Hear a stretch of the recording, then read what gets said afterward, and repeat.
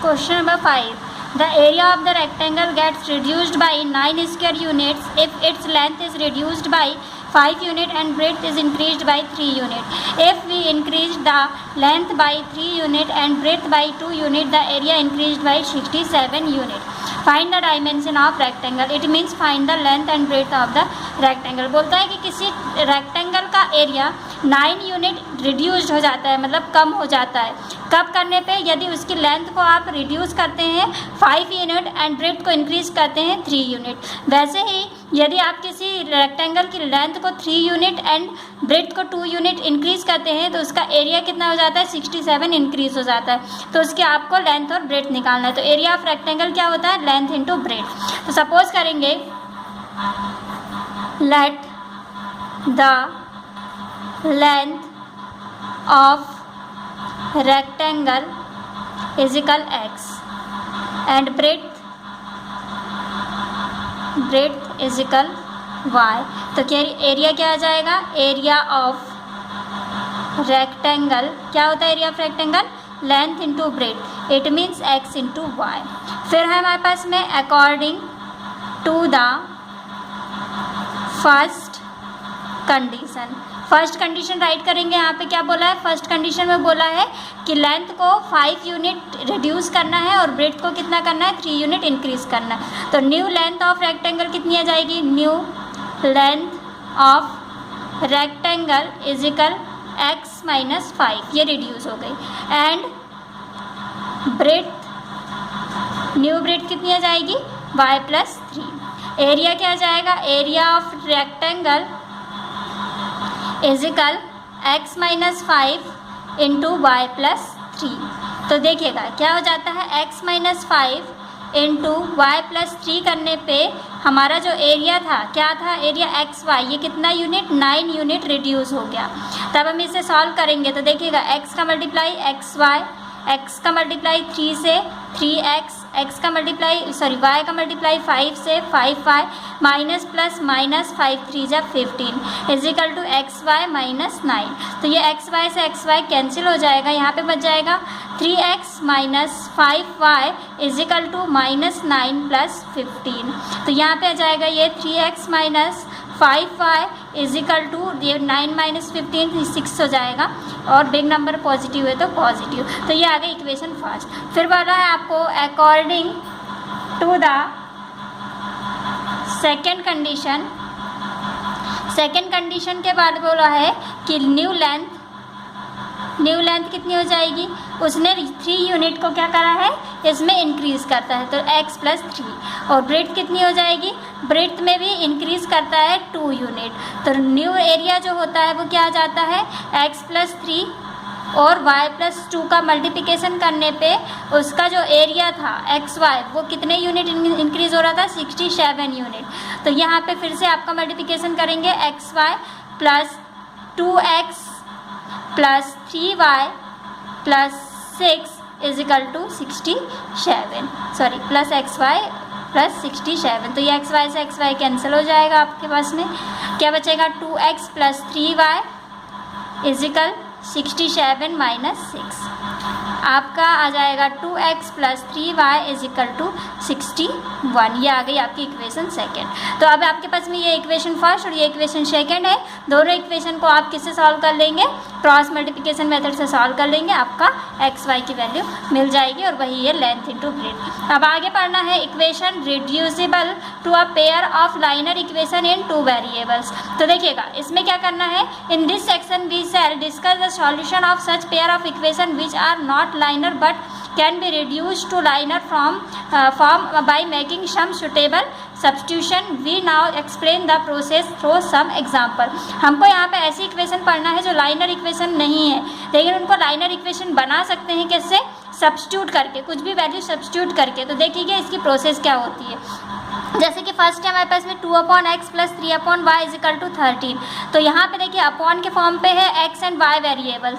Next equation पे भी 5/x minus 4/y is equal to -2, ये भी अपॉन के फॉर्म पे है। तो इन इक्वेशंस को हमको क्या करना पड़ेगा, सबसे पहले तो इन पे 1/x के फॉर्म पे है, ये देखिए 2 × 1/x लिख सकते हैं, इसे राइट कर सकते हैं 3 × 1/y इज इक्वल टू 13, इसे भी 5 × 1/x माइनस 4 × 1/y के फॉर्म पे लिख सकते हैं। तो जब हमारे पास में 1/x एंड 1/y आया है, इन वैल्यू को हम सपोज कर लेंगे, जैसे कि इसे सपोज कर लेंगे u के इक्वल और इसे सपोज कर लेंगे v के इक्वल। तो ये हो जाएगी 2u प्लस 2v और ये हो जाएगी 5u माइनस 4v। और फिर इस इक्वेशन को आप किसी भी मेथड से सॉल्व कर सकते हैं, जैसे कि ग्राफिकली मेथड, एलिमिनेशन मेथड, या जो भी आपको सुटेबल लगे वैसे। देखिए इसको p मान लिया, इसको q मान लिया, तो ये आपके पास में दो इक्वेशन आ गई। ये दोनों इक्वेशन को सॉल्व करने पे उसे p और q की वैल्यू मिल गई।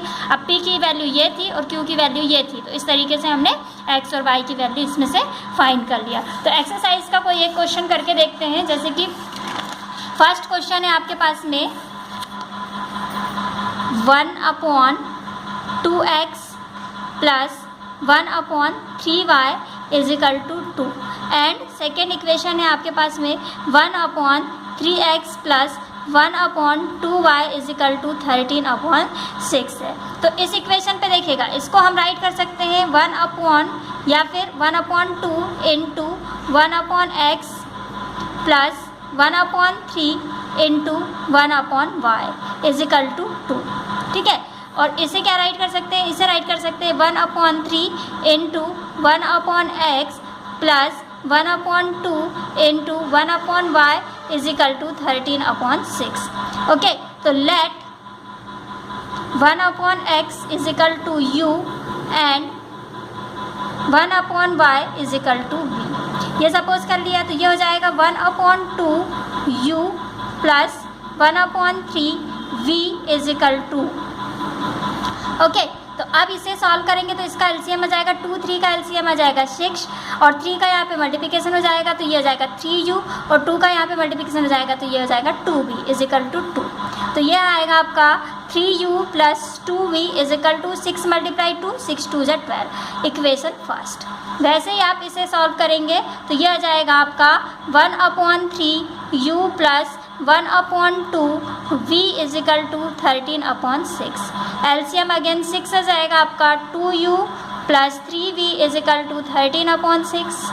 Show 2u plus 3v is equal to 13/6 into 6 से 6 cancel, 2u plus 3v is equal to 13, equation second. तो ये आ गई आपके पास में इक्वेशन फर्स्ट एंड सेकेंड। तो इन इक्वेशन को आप किसी भी मेथड से सॉल्व कर सकते हैं जो आपको इजी लगती हो, graphically method, elimination method, substitution method या फिर क्रॉस मल्टीप्लिकेशन मेथड। तो हम आपको बता दे रहे हैं इसको एलिमिनेशन से बता दे रहे हैं सॉल्व करके। Equation first and second solve by elimination method.